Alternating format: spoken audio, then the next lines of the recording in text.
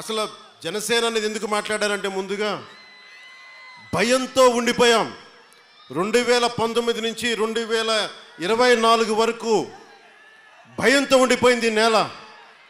5 కోట్ల మంది ప్రజలు కొద్ది మంది చేతిలో భయపడతారా?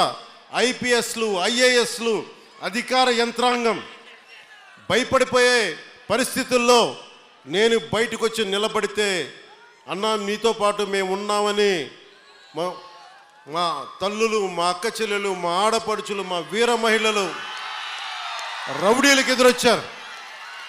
కేసులు పెట్టించుకున్నారు. అటెంప్ట్ టు మర్డర్ కేసులు కూడా పెట్టేశారు.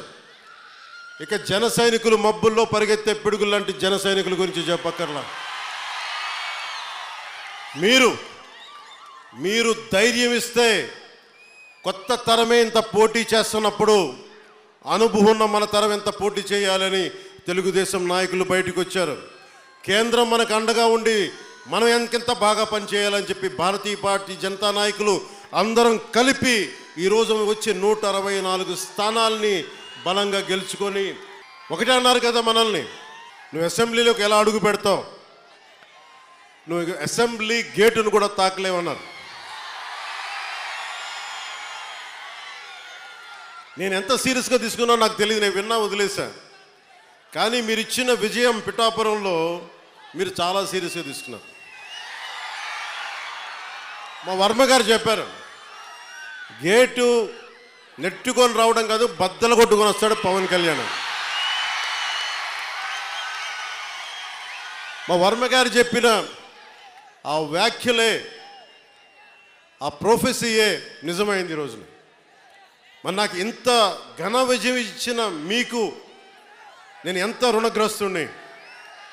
కన్నీరు తొడవలేని అధికారం ఎందుకు, నేను ఎప్పుడు చెప్తా ఉన్నా.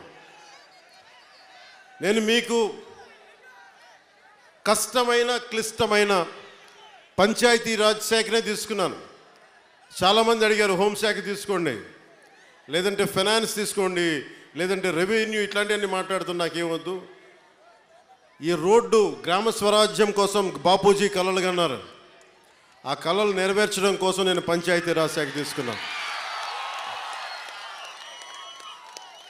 నేను ఒకటే చెప్పాను అధికార యంత్రాంగానికి అందరికీ మొట్టమొదటి మీటింగ్లో, నాకు లంచాలు అవసరం లేదు, మిమ్మల్ని ఎవరిని డబ్బులు అడగను. నేను ఈ కాంట్రాక్ట్ ఎవరికి ఇస్తున్నారని అడగను. కానీ నేను అడిగేదల్లా ఇచ్చిన కాంట్రాక్టర్ సవ్యంగా పనిచేస్తాడా లేదా, అదొకటే అడుగుతున్నా. అలాగే ముందస్తుగా చెప్పిన మీటింగ్లో, రివ్యూ మీటింగ్లో ఒకటే అడిగా,